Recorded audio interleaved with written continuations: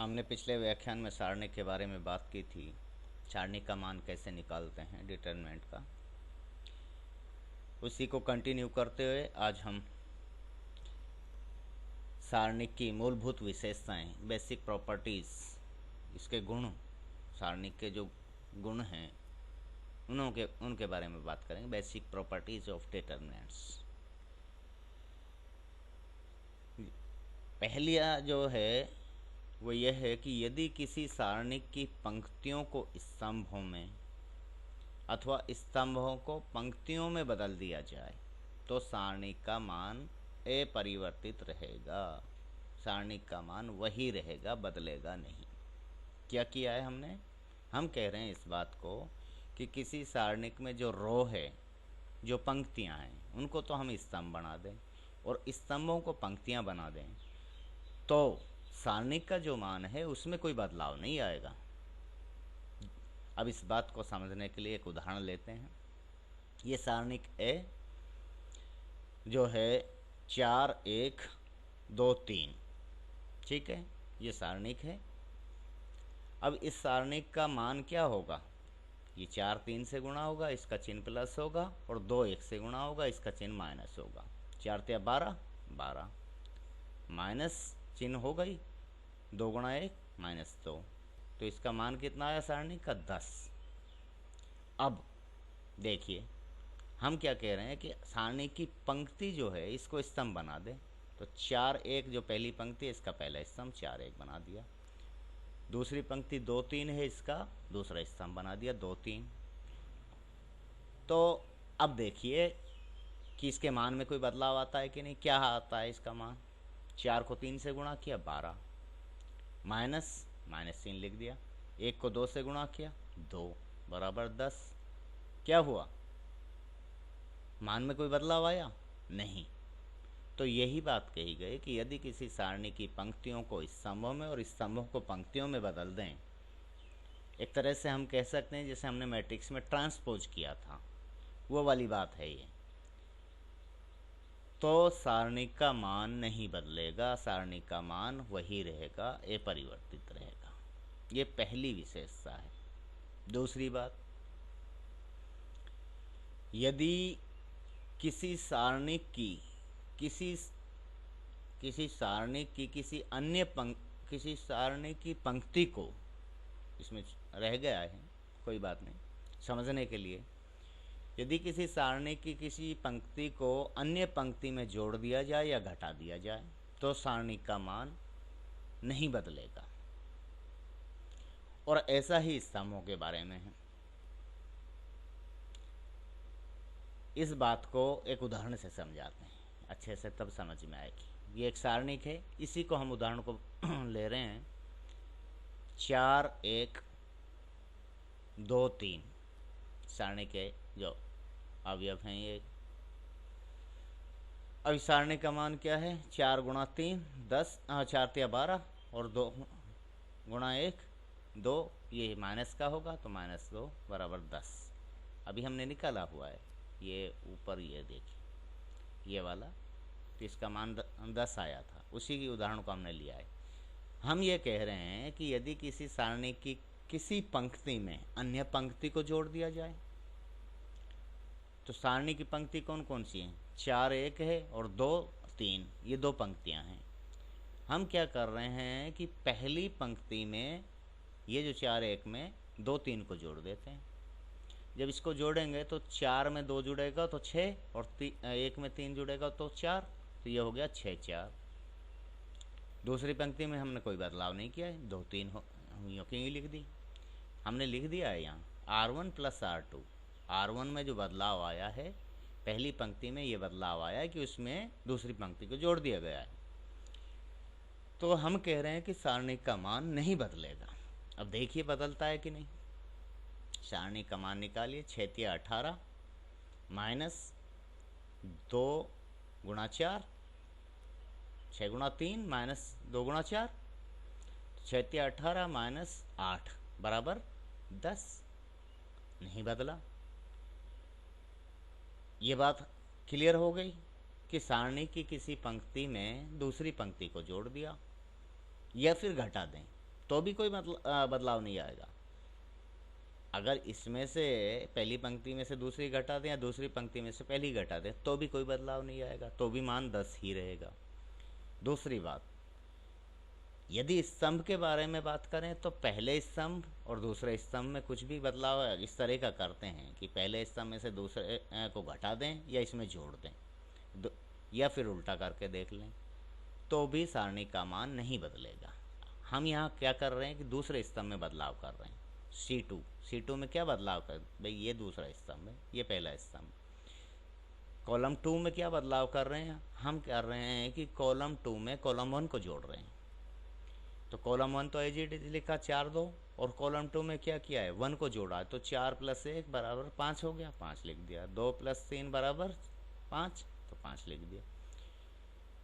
हमारे हिसाब से इस सारणी के जो है इस गुणधर्म के हिसाब से सारणी का मान नहीं बदलना चाहिए, वही रहना चाहिए जो मूल सारणी का था। देखते हैं, 4 को 5 से गुणा कीजिए। भाई ये जो डायगोनल जो एलिमेंट हैं ये आपस में गुणा होते हैं, इनका चिन्ह प्लस होता है, और ये गुणा होते हैं, इनका चिन्ह माइनस होता है। 4 पंजा 20 माइनस 2 × 5 10, 20 - 10 = 10, नहीं बदला। इसका मतलब दूसरी बात बिल्कुल सही है, हमने इसे साबित की है। तीसरा जो इसकी विशेषता है वो ये है कि यदि किसी सारणिक की किसी पंक्ति अथवा स्तंभ को किसी स्थिर राशि से गुणा करके अन्य पंक्ति या स्तंभ में जोड़ दिया जाए या फिर घटा दिया जाए तो सारणी का मान नहीं बदलेगा। किसी सारणी की पंक्ति या स्तंभ को किसी स्थिर संख्या 2 4 5 6 10 जो भी है किसी स्थिर संख्या से गुणा कर दें और गुणा करके इसे अन्य पंक्ति या स्तंभ में जोड़ दें तो सारणी का मान नहीं बदलता है। ये बात कही गई है। अब इस बात को देखें एक उदाहरण के जरिए। इसी उदाहरण को फिर ले रहे हैं हम। ये एक सारणिक है 4 1 2 3, इसका मान 4 × 12 - 2 × 1 = 10। हम ये कर रहे हैं कि इसकी जो दूसरी पंक्ति है, सारणी की दूसरी पंक्ति ये वाली, इसको हम 4 से गुणा करते हैं और 1 में से घटा देते हैं। तो पहली पंक्ति में बदलाव ये आया कि पहली पंक्ति में दूसरी पंक्ति को 4 से गुणा करके घटा दिया पहली पंक्ति में से। ठीक है, करो साहब। 4 से गुणा करेंगे तो ये 8 हो जाएगा। चाहो तो एक स्टेप आप बढ़ा लो आगे, यहाँ आप कर सकते हो कि इसको पहले 4 से गुणा कर लो और फिर घटाना। तो इसको 4 से गुणा करेंगे दूसरी पंक्ति को, 4 दूना 8 और ये 12 हो जाएगा। अब और हम कर क्या रहे हैं कि पहली पंक्ति में से दूसरी को घटा रहे हैं। 4 में से 8 गया तो -4, 1 में से 12 गया तो 1 - 12 -11, बिल्कुल -11। इसमें दूसरी पंक्ति में हमने कोई बदलाव नहीं किया है, 2 3 एज इट इज लिख दिया। अब हल करें, मान निकालें तो क्या होगा, -4 × 3, 4 × 12 माइनस का, क्योंकि ये चिन्ह माइनस का है। स्वाभाविक चिन्ह तो इसका प्लस का था, लेकिन यहाँ ये इस 4 का चिन्ह माइनस है इसलिए माइनस का हो गया। तो -12 माइनस लिख दिया। 2 × -11, -11 × 2 या 2 × -11, तो ये 22 हो गया और माइनस का, और माइनस गुणा माइनस प्लस हो जाएगा। तो क्या होगा, -12 + 22 = 10 आया। तो ये बात हमारी सही हुई कि किसी सारणी की किसी पंक्ति में से पंक्ति को किसी स्थिर संख्या से गुणा किया, हमने 4 से गुणा किया, और उस पंक्ति को पहली पंक्ति में से घटा दिया। हमने दूसरी पंक्ति को 4 से गुणा करके पहली में से घटाया है। यही बात यहाँ कही गई है। और हम आगे कह रहे हैं कि ऐसा स्तंभों के बारे में भी यही सही है कि किसी स्तंभ को किसी स्थिर राशि से गुणा करके किसी अन्य स्तंभ में से घटा दें तो भी सारणी का मान नहीं बदलेगा। तो देखते हैं हम क्या कर रहे हैं। ये हमारे जो पहला और दूसरा दो स्तंभ है, दूसरे स्तंभ में बदलाव कर रहे हैं। वो क्या कर रहे हैं कि पहले स्तंभ को 2 से गुणा करके और दूसरे स्तंभ में जोड़ रहे हैं। ऐसा हम कर रहे हैं। यहाँ दिखाया है, आपको दिखाना पड़ेगा कि आप कर क्या रहे हो, आपने क्या क्रिया अपनाई है, ताकि एग्जामिनर या कोई भी पढ़ने वाला इस बात को बिल्कुल समझ जाए कि आपने किया है। तो C2 यानी दूसरे कॉलम में क्या बदलाव किया है कि दूसरा कॉलम प्लस पहले कॉलम को 2 से गुणा दिया है। दूसरे कॉलम पहले कॉलम को 2 से गुणा करके दूसरे कॉलम में जोड़ा है। ये हमने किया है। तो पहले कॉलम में तो कोई बदलाव किया नहीं, 4 2 एज इट इज लिख लिया। हम दूसरे कॉलम में बदलाव कर रहे हैं। दूसरे कॉलम में पहले कॉलम को जोड़ रहे हैं 2 से गुणा करके। तो इसको 2 से गुणा करेंगे तो 8, 8 + 1 = 9, और इसको 2 से गुणा किया 4, 4 + 3 = 7, 9 7। अब इसका मान निकालिए। तो मान क्या है, 4 × 7, 7 चौका 28, प्लस का माइनस 2 × 18, 9 दूना 18, 28 - 18 = 10। बिल्कुल सही है। यानी कि इस सिर्फ संख्या से गुणा करके किसी भी कॉलम या रो को किसी अन्य कॉलम या रो में से घटाते हैं तो सारणी के मान में कोई बदलाव नहीं आता है। अन्य विशेषता इसकी जो है वो ये है कि यदि सारणी की एक पंक्ति, ये महत्वपूर्ण है, यदि सारणी की एक पंक्ति या एक स्तंभ को एक स्केलर कोई एक अंक है, जैसे हम यहाँ कैसे किया जाए, गुणा करें तो सारणी का मान भी कैसे बढ़ जाएगा, ये बात कही है। अब ये एक सारणिक है, जैसे स्केलर कोई एक अंक होता है, ध्यान रहे, ये आपके ध्यान रहना चाहिए, या मैंने मैट्रिक्स में भी आपको बताया था। ये एक सारणिक है जिसमें ABCD,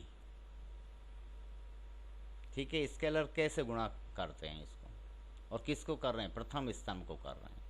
इसके पहले स्तंभ को हम कैसे गुणा करते हैं, तो इसके दोनों अवयव, अब यहाँ तो 2 ही हैं, अगर ये 3 × 3 होता तो तीनों, तो तीनों जो इसके अवयव हैं वो कैसे गुणा हो जाते हैं। तो कैसे, जब पहले स्तंभ को गुणा किया तो K × A और K × C, पहला स्तंभ, दूसरा स्तंभ एज इट इज है। अब क्या होगा, सारणिक के मान में क्या बदलाव आएगा वो देखना है हमें। हम तो कह रहे हैं कि सारणिक का मान कैसे गुणा हो जाएगा, लेकिन अब होता है या नहीं ये परिणाम बताएगा। इसको इससे गुणा कीजिए, K × A × D, K × A × D minus K × C × B minus K × B × C या C × B, ठीक है sir, equal to K common आ रहा है, दोनों में आ रहा है कॉमन। ये क्या है, AD - BC, मूल रूप से तो ये सारणी है, ये सारणिक, ये AD है, CB या CB कह लो या BC कह लो, AD CB, CB कहना चाहिए, क्योंकि उससे तो फिर हमारा कन्फ्यूजन आता है, क्योंकि हम इस तरह से गुणा करते हैं। यही तो है ये, यानी अगर हमने किसी एक स्तंभ को कैसे गुणा किया, स्थिर संख्या या स्केलर से गुणा किया, तो पूरा सारणिक है जो उसका सारणिक का मान है वो कैसे गुणा हो जाएगा। अब इस बात को उदाहरण से समझाते हैं, गणितीय उदाहरण, अंकात्मक एक उदाहरण ले रहे हैं, उसी उदाहरण को हम यहाँ ले रहे हैं, वही सारणिक हम काम में लें। 4 1 2 3, ये एक सारणिक है। हम कर क्या रहे हैं कि हम इसके प्रथम कॉलम को 3 से गुणा कर रहे हैं। ये 4 2 जो कॉलम है इसको हम 3 से गुणा कर रहे हैं, कर दीजिए साहब। तो 4 3 12 और 3 2 6, तो 12 6 हो गया। अब मान निकालिए, 12 3 36 माइनस 6 × 1 -6 = 30। अगर हम इसको 3 से गुणा ना करते तो सारणी का मान 10 होता, और 3 से गुणा कर दिया तो सारणी का मान 3 से गुणा हो गया। यही तो बात कही गई है ये, कि यदि सारणी की एक पंक्ति या स्तंभ को एक स्केलर से गुणा किया जाए तो सारणी का मान भी के से बढ़ जाएगा, के गुणा हो जाएगा, यही बात कही गई है। अब ये दो और हैं तो इसी वीडियो में इनको कंप्लीट कर लेते हैं। यदि किसी सारणी की दो निकटवर्ती पंक्ति नज़दीकी बिल्कुल अथवा स्तंभों के स्थान परिवर्तन कर दिए जाएं, ये पहली पंक्ति को दूसरी और दूसरी को पहली बना दिया जाए, या फिर पहली पंक्ति को दूसरी बना दिया जाए, तो ऑब्वियसली दूसरी पंक्ति पहली की जगह आ जाएगी, तो सारणी का मान अपरिवर्तित रहेगा। सारणी का मान नहीं बदलेगा, लेकिन सारणी का चिन्ह बदल जाएगा। वो जो रिजल्ट आएगा उसका चिन्ह बदल जाएगा। अब इस बात को एक उदाहरण से समझें। देखिए, ये एक सारणिक है, 4 - 2 - 3, 3 पंक्तियाँ 3 स्तंभ हैं। जब इस सारणी को हम हल करेंगे, हमने किया हुआ है ये पहले, जब हम इस सारणी को हल करेंगे तो क्या होगा भाई, विस्तार कीजिए। प्रथम पंक्ति के अनुसार विस्तार जब हम करेंगे, मैंने आपको जब सारणी का मूल क्वेश्चन बताया था उस टाइम ये एग्जांपल लिया था, लाप्लास एक्सपेंशन जब बताया था। 4 तो इसके माइनर या लघु सारणी बना लीजिए, या फिर आप कोफैक्टर मैट्रिक्स वो डिटर्मिनेंट बनाइए, कोफैक्टर्स बना लीजिए। कोफैक्टर निकालने पड़ेंगे फिर आप। 4 के 4 गुना 2 6 1 2, क्योंकि ये गायब, माइनस इंटू -2, ये स्तंभ हट जाएगा, ये पंक्ति हट जाएगी, 3 और 6 एलिमेंट ये बचेंगे, -1 और 2 और -3 प्लस इंटू -3, तो ये गायब, मतलब ये हट जाएगा तीसरा स्तंभ, ये पंक्ति हट जाएगी जिसमें ये 3 है, ये बचेगा 3 0 -1। जब इसको हम हल करेंगे तो इसका मान आएगा -9। हमने निकाला हुआ है, आप पीछे पेज पलट के देखना, चाहो तो मैं आपको दिखा सकता हूँ, यहाँ पे दिखाता हूँ। चलो, ये देखिए पेज नंबर 9 पे मैंने यही एग्जांपल लिया था। जब हमने इस सारणी का मान निकाला था तो इसका मान -9 आया था। इसी उदाहरण को हमने आगे लिया है। तो मैं कह रहा हूँ कि यदि किसी सारणी की दो निकटवर्ती पंक्ति या स्तंभों के स्थान बदल दें तो सारणी का मान अपरिवर्तित रहेगा, लेकिन सारणी का जो मान आया है उसका चिन्ह बदल जाएगा। ये बात कही है। ये सारणिक है, इसका मान -9 है। ठीक है। अब हम कर क्या रहे हैं, हम कर रहे हैं कि जो दूसरा कॉलम है उसको पहले कॉलम की जगह ले जाएं। दूसरा कॉलम -2 0 1, इसको हम यहाँ लिखें पहले कॉलम की जगह। तो -2 0 1 पहला कॉलम की जगह लिया है हम, तो पहला कॉलम दूसरे की जगह चला जाएगा। तो 4 3 -1 -3 6 2 तीसरा कॉलम है। जब इसको हल करेंगे तो ये इसका मान आएगा, वो मान तो 9 ही होगा, लेकिन ये माइनस की जगह प्लस हो जाएगा। अगर ये प्लस होता तो ये माइनस हो जाता, चिन्ह बदल जाता। या फिर हम पंक्ति के बारे में करें, इस पहली पंक्ति की जगह हम दूसरी, सीधा क्रॉस मत कर जाना, कभी तीसरी पे चले जाओ आप, निकटवर्ती पंक्तियों की बात हो रही है। दूसरी पंक्ति की जगह तीसरी पंक्ति रख दें और तीसरी पंक्ति की जगह दूसरी हो जाएगी, तो भी सारणी का मान अपरिवर्तित रहेगा, इसका चिन्ह बदलेगा। नेक्स्ट जो प्रॉपर्टी है डिटर्मिनेंट की, वो ये है, यदि किसी सारणी की दो पंक्तियां अथवा दो स्तंभ एक समान हों तो, बहुत महत्वपूर्ण चीज़ है, सारणी का मान 0 होगा।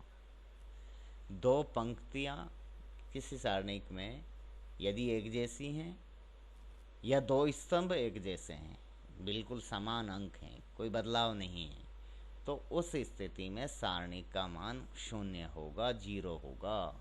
अब ये देखिए आप, इसकी बात करें अपन, ये एक उदाहरण लिया है, 4 -2 4, ठीक है, 3 0 3 -1 1 -1।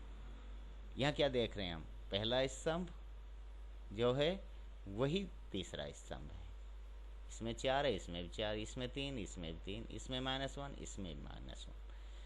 तो इस सारणी की विशेषता के अनुसार इस सारणी का मान 0 होगा, 0 होगा। निकाल के देखते हैं। पहली पंक्ति के अनुसार विस्तार करते हैं, लाप्लास विस्तार 4 इंटू इसके माइनर, तो माइनर निकालेंगे तो उसके लिए ये जिस रो में है वो रो को भूल जाइए, हटा दीजिए, और जिस कॉलम है उस कॉलम को भी हटा दीजिए। बचेंगे 3 0 3 1 -1 0 3 1 -1। फिर ये प्लस का चिन्ह होगा, इसका माइनस का होगा तो माइनस इंटू ये चिन्ह विद साइन जाएगा, ये -2 तो -2। अब दूसरा कॉलम हट जाएगा और ये पहली पंक्ति हट जाएगी, बचेगा 3 3 -1 -1 3 3 -1 -1 प्लस 4 पहली पंक्ति, तीसरा स्तंभ हट जाएगा 3 0 -1 1 3 0 -1 1। ये बन गए इसके, ये इसका विस्तार कर लिया हमने। अब बस इसको हल कीजिए। 1 को 0 से गुणा करें 0 -1 × 3 -3 और बाहर 4 से गुणा हो रहा है तो -12 हो गया। माइनस इंटू माइनस प्लस हो गया, +2 लिख दिया। 3 -1 से गुणा हो रहा है तो -3, माइनस इंटू -1 इंटू 3 तो माइनस माइनस प्लस, तो -3 + 3, ये दोनों एक दूसरे को कैंसिल कर देंगे, 0 हो जाएगा। प्लस साइन है, 4 गुणा 3 गुणा 1 तो 3 और 1 0 से होगा 0, 4 × 12 + 12। ये देखो, ये तो 3 को 3 ने कैंसिल कर दिया, ये 0 हो गया। ये -12, ये +12, ये तो सारणी का मान 0 हुआ। यही तो बात कही थी यहाँ पे कि यदि सारणी के 2 पंक्ति या 2 स्तंभ एक जैसे हों तो उस सारणी का मान 0 होगा। और एक और जो इसकी प्रॉपर्टी है, एक गुणधर्म इसका यह है कि यदि सारणी की कोई पंक्ति अथवा स्तंभ उसकी अन्य पंक्ति अथवा स्तंभ का गुणा हो, 2 गुना 3 गुना 4 गुना या 5 गुना हो, कोई भी गुणा हो, तो उस सारणी का मान भी 0 होगा। यह आपको समझना है। अब जैसे मैं एक उदाहरण ले रहा हूँ, ये एक सारणी के, ये बीजगणितीय रूप में है, इसको अंकात्मक रूप में भी लेंगे। AB पहली पंक्ति, दूसरी पंक्ति 2A 2B, मतलब पहली पंक्ति को 2 से गुणा किया है यहाँ एक तरह से सीधा सीधा। तो आप जब इसको हल करेंगे तो A × 2B तो 2AB minus 2A × B -2AB 2AB - 2AB = 0, यही होगा। अब इसको ही एक अंकात्मक उदाहरण के रूप में समझें। पहली पंक्ति यह है 4 और -1, दूसरी पंक्ति इसकी 4 गुना है पहली पंक्ति की, तो 4 × 4 = 16 -4, ठीक है। अब इसको आप जब हल करेंगे और सारणी का मान लेंगे तो सारणी का मान 0 होगा, हमने ये कहा है।